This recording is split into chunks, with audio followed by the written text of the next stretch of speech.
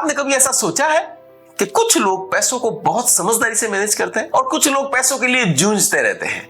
ऐसा क्यों? इसका जवाब छिपा है कुछ स्मार्ट फाइनेंस रूल्स में। क्या आप भी चाहते हैं कि आपका पैसा भी तेजी से बढ़े और आपका भविष्य सुरक्षित रहे?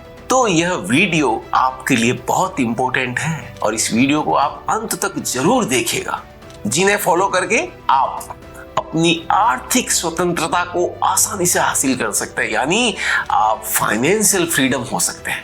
वैसे आगे बढ़ने से पहले मैं आपको ये बता दूं कि इस वीडियो में बताए गए जो 9 रूल्स है वो एक थंब रूल्स की तरह है, जिन्हें आप अपनी फाइनेंशियल कंडीशन, रिस्क एपेटाइट और एक्सपेंसेस के अनुसार फॉलो कर सकते हैं। तो चलिए शुरू करते हैं। पहला रूल्स ऑफ 72, यानी आपका पैसा कितने साल में डबल होगा। सपोज आपका रेट ऑफ इंटरेस्ट 8% है तो 72 डिवाइड बाई 8 यानी 9 साल में आपका पैसा डबल होगा।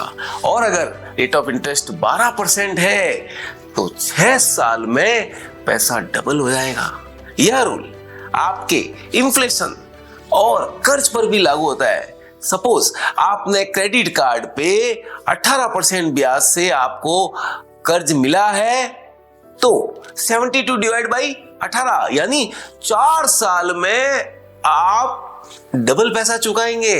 तो साथियों, महंगी ब्याज दर से आपको कर्ज लेने से बचना है, इसीलिए सही निवेश चुने और ऊंची ब्याज दर पर कर्ज लेने से बचें। दूसरा, 100 minus age rules. Simple formula है, यानी अगर आपकी एज 40 साल है तो 100 माइनस 40 अगर बच गए आपके 60, तो आपको म्यूचुअल फंड में कितना निवेश करना है? अपनी बचत का 60% पार्ट आप म्यूचुअल फंड में निवेश कर सकते हैं। तो उम्र के साथ आपका निवेश जोखिम से सुरक्षित हो जाता है ताकि आपका पैसा लॉन्ग टर्म में ग्रोथ करे। तो इसीलिए start early investing. Third rule, 50-30-20 rule. अगर आपको यह नहीं समझ में आ रहा है कि पैसों को कैसे मैनेज करें, 50-30-20 रूल को अपनाएं। अपनी इनकम का 50% अपने घर के किराया, घर की ग्रोसरी इत्यादि में आप खर्च कर सकते हैं। 30% यानी इच्छाओं के लिए, ट्रैवल, शॉपिंग और कोई छोटे मोटे जो खर्चे होते हैं जो आप अपने शौक के लिए करते हैं उसके लिए 30%। 20% यानी अपनी इनकम का 20% saving, investment, insurance, retirement plan, SIP में निवेश जरूर कर सकते हैं। तो ये 20% में आप अपने दीर्घकालीन वित्तीय लक्ष्य की पूर्ति के लिए निवेश कर सकते हैं। यह 50-30-20 का नियम आपको बगैर किसी तनाव के आपकी फाइनेंशियल फ्रीडम के लिए बहुत मदद करेगा। फोर्थ रूल यानी फर्स्ट वीक रूल्स। जब आपके पास सैलरी आती है, मंथ के एंड में लगता है यार पैसा खत्म हो गया, अरे पैसा खत्म हो गया, अब जब निवेश करने का समय आया तो पैसा खत्म हो गया। आप करते उल्टा है, मंथ की स्टार्टिंग में जब आपके अकाउंट में सैलरी आ जाए तब उसको निवेश करना आरंभ कर दें, SIP के माध्यम से, म्यूचुअल फंड के माध्यम से। फिर जो पैसा बच गया उससे खर्च करना शुरू करें। यानी लोग करते उल्टा है, सैलरी आते ही पहले खर्च कर देते हैं, फिर कहते हैं यार पैसा ही नहीं बचा। मैं ये कहता हूं सैलरी आते ही 1 से 5 तारीख के बीच में अपना पैसा SIP के माध्यम से निवेश करें और फिर खर्च करें। इससे आपकी न केवल सेविंग भी ऑटोमेटिक हो जाएगी बल्कि पैसा भी बढ़ता रहेगा। सैलरी आते ही आप उसे ऑटो डिडक्ट करके SIP में निवेश कर सकते हैं, यानी पहले निवेश करें बाद में खर्च करें। फिफ्थ रूल्स, 40% EMI रूल्स, यानी आपकी इनकम का 40% से ज्यादा EMI नहीं होना चाहिए। जितनी कम EMI उतनी ज्यादा फाइनेंशियल फ्रीडम। ज्यादा EMI ज्यादा टेंशन, कम सेविंग और कर्ज का बोझ। तो आप क्या ये बोझ चाहते हैं? शायद नहीं।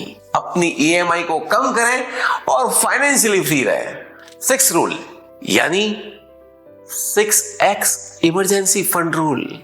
अपनी जो एक्सपेंस है उसका 6 गुना यानी 6 टाइम पैसा आपके पास हमेशा फंड में रहना चाहिए। कल कोई आपकी नौकरी चली जाए, कल कोई व्यापार में बहुत अधिक उतार चढ़ाव हो जाए, तो रूटीन के एक्सपेंस चलाने के लिए 6 महीने का पैसा आपके पास सेविंग में जरूर रहना चाहिए।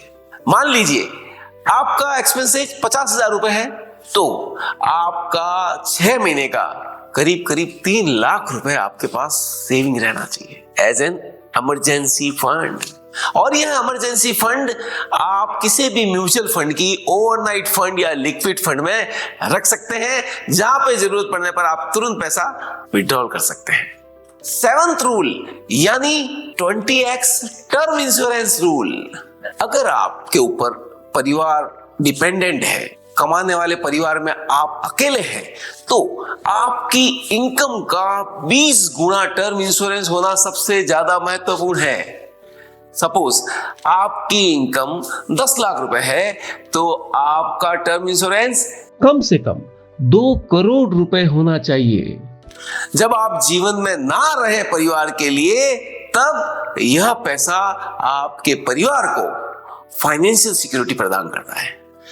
अगर आप कंफ्यूज हैं कि कौन सा टर्म इंश्योरेंस लें, कहां से टर्म इंश्योरेंस लें और आपका सम एश्योर्ड कितना होना चाहिए, तो इसके लिए आप किसी अच्छे फाइनेंशियल एडवाइजर से संपर्क कर सकते हैं।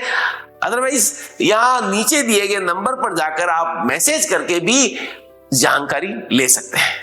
8th रूल सेविंग रूल यानी जो भी आपकी बचत है उसको बैंक के बचत खाते में रखने के बजाय आप उसको म्यूचुअल फंड के ओवरनाइट फंड या लिक्विड फंड में भी रख सकते हैं।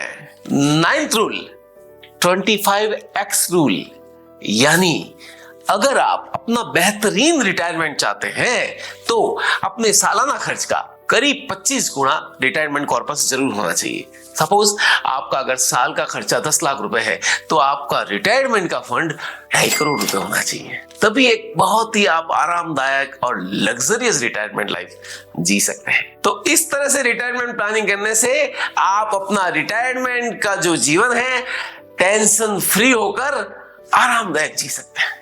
अंत में अगर आपको ये वीडियो अच्छा लगा है, तो इसको लाइक, सब्सक्राइब और शेयर करना ना भूलें। और हाँ, कमेंट करके जरूर बताएं कि 9 टिप्स में से आपका फेवरेट टिप कौन सा है। धन्यवाद। जय हिंद, जय भारत।